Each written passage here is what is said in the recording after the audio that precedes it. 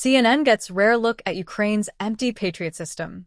A Patriot air defense battery inside Ukraine has sat with empty launch tubes for weeks, its crew unable to fire because the country has nearly exhausted its stock of interceptor missiles, CNN reported after gaining rare access to the system.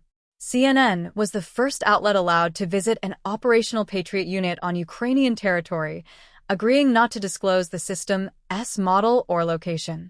The battery's chief engineer, identified only by his first name, Dmytro, for security reasons, told CNN he had not seen the launcher fire in 6 weeks.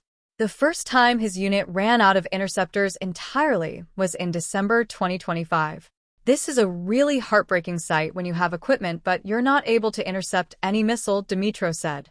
Ballistic missiles are flying over your head, and you are not able to do anything with it, and behind you, there are civilians. President Volodymyr Zelensky told CNN Ukraine needs 5% of the U.S. Patriot stockpile to survive the winter, but currently has access to only 1%. July was the deadliest month for Ukrainian civilians since May 2022, driven by a sustained rise in Russian ballistic missile strikes. A separate report by the Center for Strategic and International Studies estimated that U.S. stocks of Patriot PAC-3 MSE interceptors have fallen from more than 2,300 before the war between Israel and Iran began in June to roughly 800, with THAAD interceptor inventories nearly halved. Coalition forces defending against Iranian missiles used an average of 225 interceptors per day during the first 4 days of that conflict, according to the Foreign Policy Research Institute, against a Lockheed Martin production rate of 620 PAC-3 interceptors for all of 2025, or about 1.7 per day. The Pentagon signed a 7-year deal with Lockheed Martin in January to raise annual PAC-3 production to 2,000 missiles by 2030. Zelensky told CNN he has offered Raytheon and Lockheed Martin full ownership and control of any interceptor manufacturing plant the companies would permit inside Ukraine. "It will be your company," Zelensky recalled telling the manufacturers.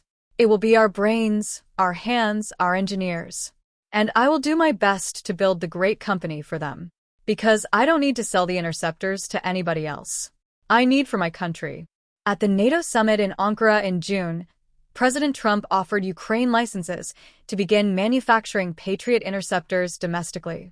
Representatives from Raytheon and Lockheed Martin subsequently traveled to Kyiv to meet with Zelensky, but Trump later expressed doubts that the licensing arrangement would proceed. A White House official told CNN no decisions had been made or guarantees given on Patriot interceptor production, citing the priority of protecting U.S. technology. "I want to get it," Zelensky said. "I think his word is the word of President of the United States. And I hope that I will get it." Asked by CNN whether Ukraine could build a Patriot battery and interceptor immediately if intellectual property restrictions were set aside, Dmytro said it could not. "This is a very complex procedure, and it requires a lot of knowledge, a lot of technical information," he said.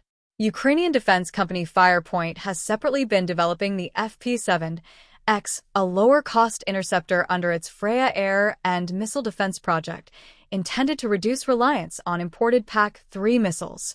The system has undergone controlled flight testing, but has not yet demonstrated repeated ballistic missile interceptions in the way the operationally established PAC-3 has.